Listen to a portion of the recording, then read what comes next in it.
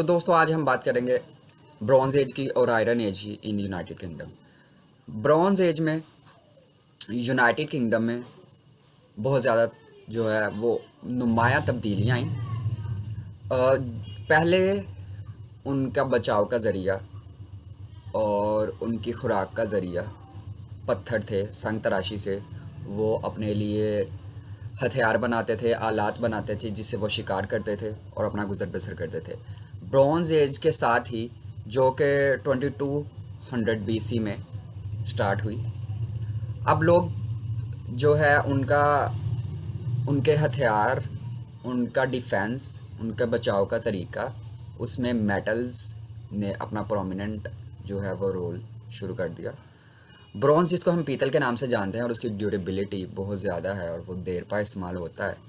तो United kingdom के लोगों ने उस वक़्त इस मेटल से अपने हथियार बनाना शुरू किए और उन हथियारों को वो अपने बचाव के लिए इस्तेमाल करते थे। अगर कोई जानवर उन पे हमला कर देता था, कोई कबीला उन पे हमला कर देता था, तो वो पीतल के बने हुए हथियार जो कि बहुत देर पा इस्तेमाल होते थे, उससे अपना डिफेंस करते थे। और उसी एज में दोस्तों पॉट्स, बाल्स जो है वो इंट्रोड्यूस हुए जिसमें वो अपना खाना वगैरह रख लेते थे, उसे प्रिजर्व कर लेते थे।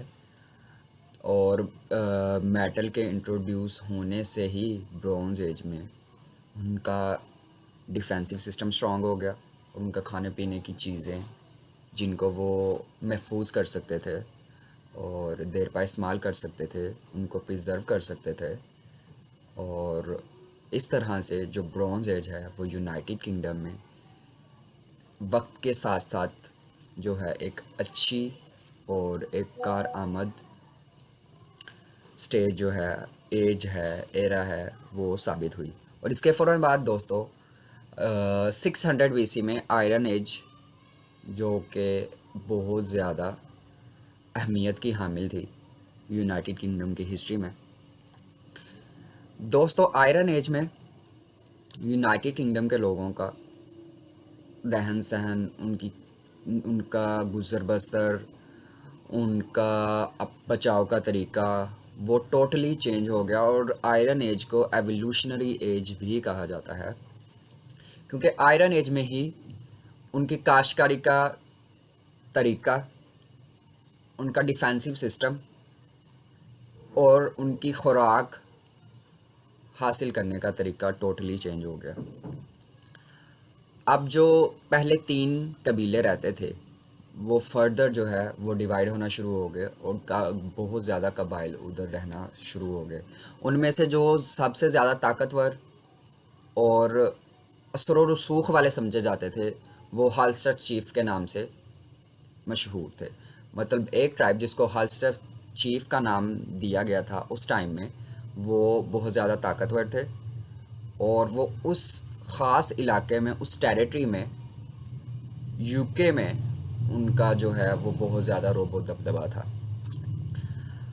ये बात थी दोस्तों अर्ली एज ऑफ आयरन।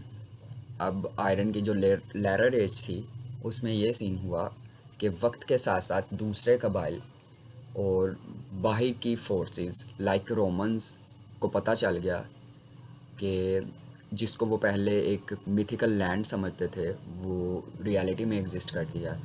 तो रोमन्स ने उधर आके अपना रोबो दबदबा दिखाने के लिए और अपनी एम्पायर को और स्ट्रॉन्ग बनाने के लिए इधर हमला करना शुरू कर दिया।